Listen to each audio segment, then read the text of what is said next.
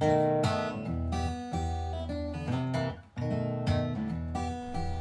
be relaxed. Beer, be relaxed. Right. Hello, I'm Angus, head brewer at Fallon Brewing. Thanks for joining us here at Cyberfest. We don't get out very much, so it's a nice chance to make some real life virtual friends. We'll be drinking the beer along with you tonight, so if you're drinking something other than Fallon Brewing, we advise you to switch.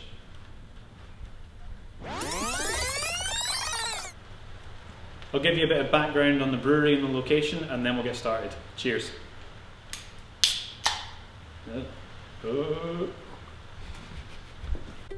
Just outside of Stirling in Scotland, our brewery is situated in the old Kippen station.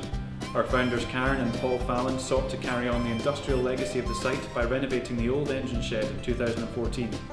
Our beautiful surroundings provide endless inspiration for our beer recipes, names and ethos. We only brew the beers that we love and the beers we want to drink. Did that sound too serious?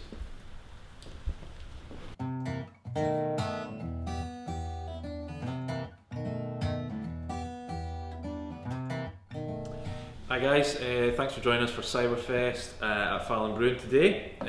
We're going to be trying Switch, which is our hazy pale, which we launched back in September last year, 2020.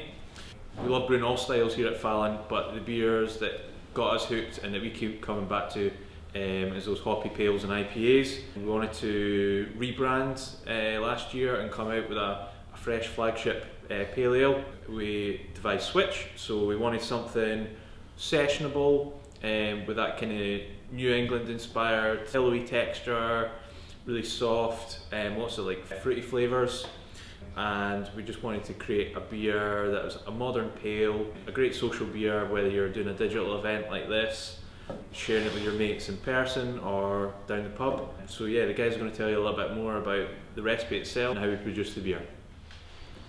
So after we establish the basic concept of what we want the beer to be, we can break it down into the individual recipe elements. We look at the drinkability, the ABV, hop character and the malt character to make sure that they're all in balance and they work for the style.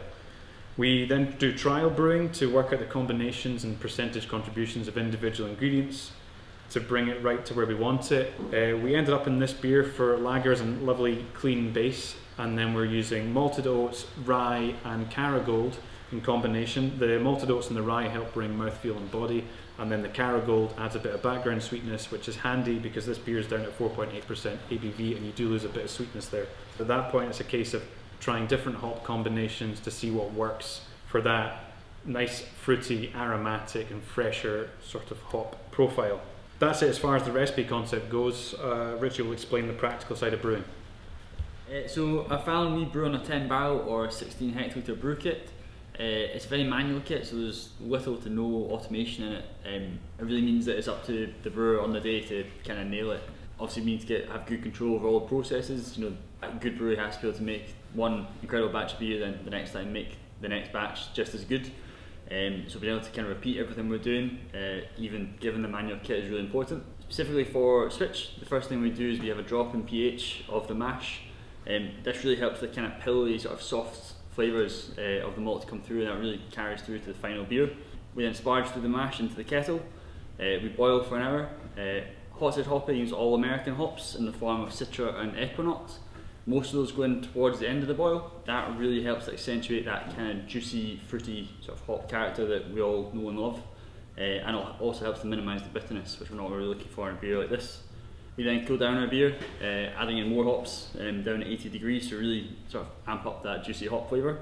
We transfer it to the fermenters, and at this stage we kind of messed around with a couple of different yeast strains to try and get it just what we wanted. All English yeast strains, going for that New England style.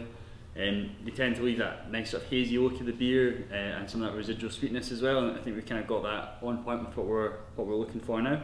In conditioning stage, we have a prolonged cold conditioning period just to really finish off the beer to get it exactly how we want. In CT, that's all with Nelson Sauvin and Simcoe hops.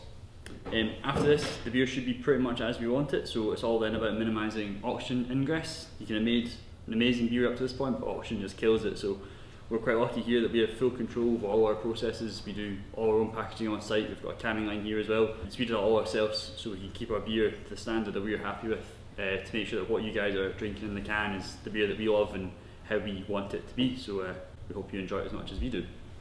outside. That's probably enough, isn't it? We've Shall I Yeah. do some can looking? Just some can looking, why not? Yeah. Yeah, because I like the way that he's done that and he's like made it